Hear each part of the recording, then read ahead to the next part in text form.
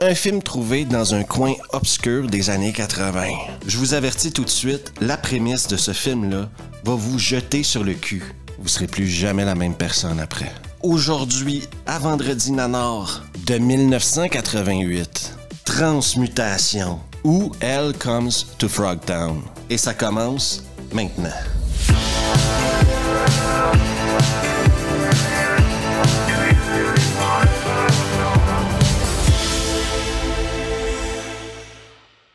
En 10 jours à peine, 10 000 ans de progrès humain furent pratiquement réduits en cendres. Le film commence par une narration qui nous explique la situation dans laquelle on est. On met en place l'univers du film. Il y a eu une guerre nucléaire et c'est l'apocalypse. Original, non? On est maintenant 10 ans après cette guerre-là et il y a des mutants qui ont pris la forme de grenouilles. Oui, des grenouilles.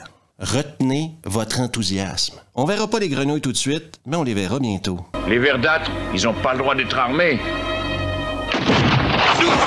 On retrouve maintenant Sam L, joué par Roddy Piper. Sam est présentement sous interrogatoire pour viol. Le mec qui l'interroge, OK?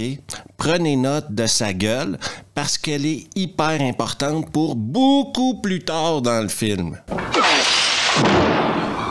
J'aurais dû commencer par là. En fin de compte, la fille va avoir dit que c'était pas vrai qu'il l'a pas violée et il y a des gens de Meditech qui vont se pointer. Les gens de Meditech, dans le fond, c'est des gens du gouvernement qui s'occupent de la copulation à travers le monde apocalyptique. En d'autres termes, ils s'assurent que les gens continuent à niquer et fassent des bébés. Et elles sont venues chercher Sam. Pourquoi, vous demandez-vous? Spengel, qui a déjà joué la femme de Conan dans un bien meilleur film, nous apprendra que le personnage de Roddy, Sam L, est un des derniers hommes capables de faire des bébés. Oui, ces spermatozoïdes sont toujours actifs. Malgré la radiation, la famine, ces spermatozoïdes sont top niveau. Il a tellement de valeur, le gars, OK? Mais tellement de valeur qu'ils vont lui mettre une ceinture de chasteté. Propriété des gouvernements provisoires. Là où vous passez, les jeunes filles enceintes fleurissent. Sam et sa verge sont maintenant propriété du gouvernement. Et on va lui donner une mission. Aller chercher 4 femmes, toujours fertiles, et aller les fertiliser. Pour ce faire, ils devront se rendre à Frogtown, où les femmes sont prises en otage. Il sera accompagné de Spengler et de Sentinella, qui a une superbe voiture rose. Voici Sentinella. Je veux pas aller dans ce truc-là. Où tu montes, où on t'enchaîne, tu choisis. Inquiétez-vous pas, si Sam a envie de pipi sur la route, il y a une petite porte qui s'ouvre qui lui permet de se la sortir et de se soulager. Et justement, à un certain moment donné, il demande d'arrêter la voiture et d'aller se soulager. Et bien sûr, il va essayer de s'évader parce que se balader à travers l'apocalypse pour aller niquer, c'est pas une mission facile et c'est surtout pas une mission que tout le monde veut. Lors de sa tentative d'évasion, Spengler va lui expliquer que s'il va trop loin d'elle, eh bien, il y a des chances que ça explose. Oui, un des derniers hommes capables de faire des bébés, ils ont décidé de lui mettre une bombe où il y a les burnes, juste au cas où il se sauve. Ce film-là est un film de science-fiction. Et si vous vous égarez, ma sonde directionnelle me ramènera tout droit à vous. La première journée de camp, OK, Sentinella va carrément agresser sexuellement Sam. Il est où l'outrage, là? Hein? Ils sont où, les outragés professionnels? On assiste ici à une agression sexuelle en règle. Je suis choqué. On dit des tas de choses sur toi. Et je veux savoir si c'est vrai. Le lendemain matin, ils vont trouver une des filles qui était prisonnière à Frogtown et qui a réussi à s'évader. Spengler va donc demander à Sam de se mettre en uniforme.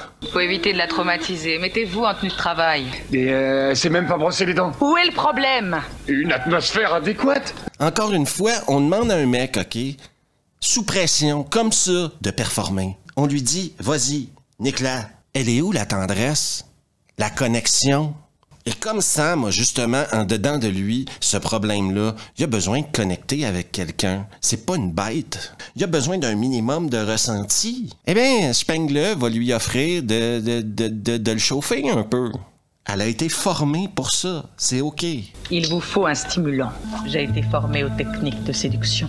Mais attendez, je suis pas une machine qui suffit d'allumer pour obtenir ce que vous voulez. C'est exactement le genre de moment où je me dis que je devrais avoir un Patreon. Le lendemain matin, il renvoie la fille en terre libre et d'après moi, Sam, il a un anaconda entre tes deux jambes. Merci. Pour ceux qui en doutaient, ce film-là a été écrit par un homme. Salut toi. Savais-tu que j'ai un rêve? Oui, j'ai un rêve. Et mon rêve, c'est que tous les nanars du monde soient un jour considérés comme des films, que la discrimination face aux nanars disparaisse de notre monde.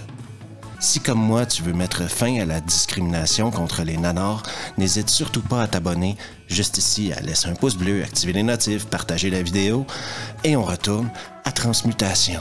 Ils ont une stratégie pour rentrer dans Frogtown. Ce qu'ils vont faire, c'est que Spengler va passer pour l'esclave de Sam. Elle avait déjà préparé tout ça, elle avait le costume dans le coffre. Et laissez-moi vous dire qu'on s'amuse bien à Frogtown et que ça, vous n'avez jamais vu ça dans un autre film.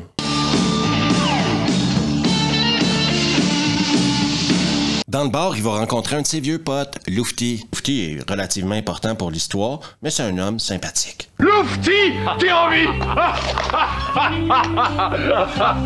Une chose est certaine, tu ne vas pas à Frogtown pour les boissons et la bouffe. On dirait de l'huile de vidange. Qu'est-ce que c'est? Du glouche. De la viande de crapaud bouillie.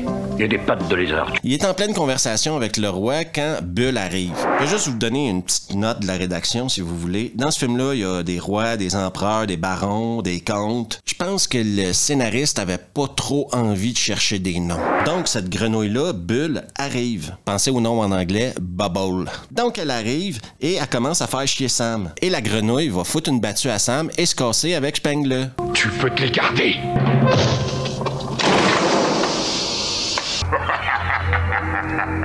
Quand Sam se réveille, encore une fois, il sera victime d'une agression sans nom.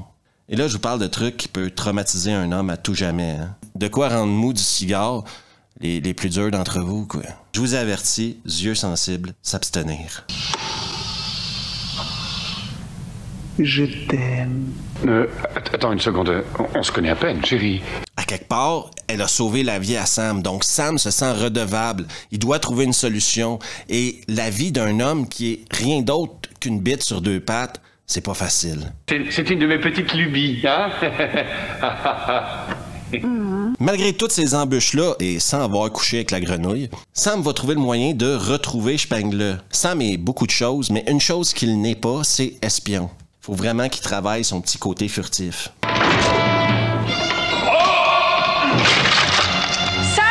Donc Sam se retrouve prisonnier de Bull, qu'on a vu plus tôt dans le film, et Bull va essayer de lui couper la ceinture de chasteté. Il va sortir la tronçonneuse. Malheureusement pour lui, ce qui va arriver, c'est qu'il va manquer d'essence. Donc on a une scène où il va aller remettre de l'essence dans la tronçonneuse. Je vous l'épargne. Il va mettre l'essence dans la tronçonneuse et couper la ceinture à Sam. Pourquoi couper la ceinture à Sam? Eh bien parce que les grenouilles sont hyper intéressées par la technologie humaine. Pas de farce, c'est ce qu'il dit dans le film. Alors, ça devait exploser, hein?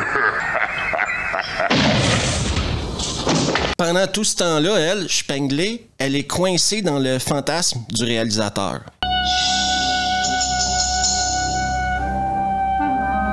Quand le réalisateur a fini avec ses petites folies, elle va se retrouver devant le chef des grenouilles. Et elle va devoir faire la danse des 3 serpents. Vous vous demandez, Steve, quelle est la danse des 3 serpents? Je vous montre la danse des 3 serpents. La danse des 3 serpents. Maintenant, vous vous demandez peut-être, oui, mais Steve, c'est quoi les 3 serpents? Hein? D'après vous? Tu vas réveiller les 3 serpents. Par chance pour Spengler, Sam se pointe. Et il n'y avait plus de bubblegum. Non, on n'utilise pas cette phrase-là. Elle est unique à Invasion Los Angeles. On trouve autre chose. Cuisse de grenouille farcie chaud devant. Sam va donc sauver Spengler et on va apprendre, alors qu'il reste à peu près 10 minutes au film, qu'il y a un mec qui s'appelle le comte Sodome qui, lui, vend des armes aux grenouilles. Et c'est illégal de vendre des armes aux grenouilles. Quelqu'un vend des armes au verdâtre? Quelqu'un qu'on appelle le comte Sodome. Sam, Spengler et les filles du harem trouvent le moyen de se casser grâce à Lufty, qui va couvrir leur fuite. Allez-y, je vous cours.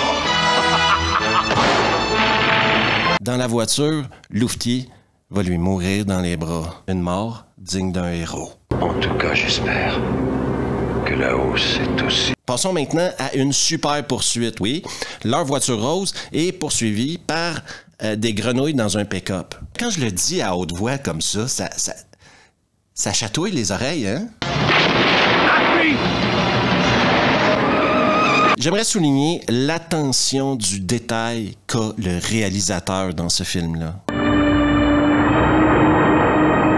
C'est menacé d'un lance-roquettes qui devront tous sortir de la bagnole rose. En phase 2, on apprend qui est le comte Sodome. Maintenant, il y a trop de femmes, à mon goût, qui veulent porter la culotte. Eh oui, c'était le mec du début qui torturait Sam. C'est ce qu'on appelle full circle. On a fait le tour au complet pour revenir au début. Un travail de scénariste incroyable. Il y a une règle des nanars, et je peux la rajouter grâce à ce film-là, je crois. Ne jamais sous-estimer la puissance d'un katana. Un katana qu'on n'a pas vu du film et que ça aurait été génial que ce soit genre l'arme de prédilection de Sam et qui coupe du bras de grenouille. Mais on l'a pas vu du film, c'est pas grave. Ne jamais sous-estimer la puissance d'un katana.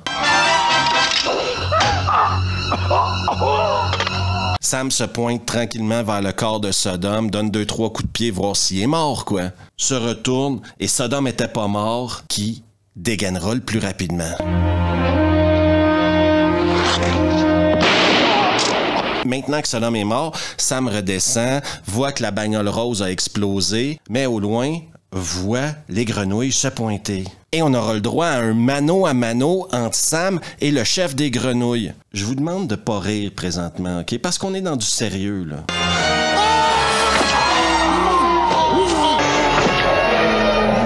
Après un combat endiablé, le chef des grenouilles va se faire couper le bras par le katana et il va tomber.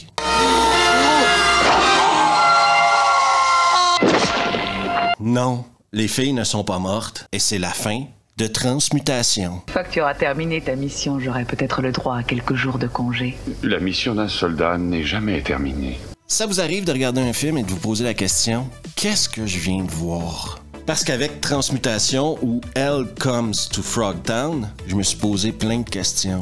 Des questions comme qui a payé pour faire un film comme ça? Qui a eu l'idée des hommes grenouilles? Pourquoi est-ce que j'ai besoin d'une douche après avoir vu ce film-là? Même si les personnages ont l'air propres, le film a l'air sale. Et oui, c'est du gros nanar. Déjà, la prémisse est le fantasme d'un enfant de 12 ans. Il n'y a plus assez d'hommes sur la Terre, donc toutes les femmes doivent coucher avec toi. On s'entend que ça tombe dans le fantasme. Et c'est pas tant que la prémisse est débile parce qu'elle l'est, mais la structure du film en tant que telle, c'est vraiment amateur. Hein? Tout est fait pour nous amener à Frogtown et le combat final n'a pas lieu à Frogtown. Non, le combat final a lieu dans le désert. C'est pas ce que j'appelle super bien structurer un film. Ensuite, j'ai lu à quelque part que tous les maquillages de grenouilles, ils avaient un budget de 12 000 balles total. Ça explique beaucoup de choses. Et ça fait apprécier le travail du mec qui l'a fait parce que pour 12 000 balles, ça va quoi. C'est juste assez dégueu pour te faire grimacer et c'est pas assez réaliste pour t'inquiéter. Mais j'ai absolument pas le choix de mettre ce film-là dans la catégorie des nanars. Déjà, il y a Sandahl Bergman et Roddy Piper. Roddy Piper, à part Invasion Los Angeles, il a fait que des nanars. Sandahl Bergman, à part Conan le Barbare, elle a fait que des nanars. Je vous avouerai que avant de l'écouter cette semaine, je n'avais jamais vu ce film-là. J'étais pas plus malheureux avant de le voir, ni plus heureux après l'avoir vu, bizarrement. Est-ce que c'est un nanar au niveau des top nanars que j'adore? Genre Piège mortel à Hawaï, Samurai Cop ou Miami Connection? Absolument pas. Il y a quand même un minimum de professionnalisme derrière la caméra, mais c'est du gros nanar, quoi. Je savais pas trop à quoi m'attendre quand je l'ai regardé. Je suis bouche bée. Je vous conseille à quelque part de le regarder pour l'expérience que ça peut vous apporter, parce que c'est une expérience unique, mais gérez vos attentes. Parce que sinon, vous allez être déçus, quoi. Merci à tout le monde d'avoir pris le temps d'écouter la vidéo. Et si vous aimez le contenu, n'hésitez surtout pas à vous abonner. Juste ici, à laisser un pouce bleu, à activer les notifs, à partager la vidéo avec vos potes. Et on se revoit la prochaine fois.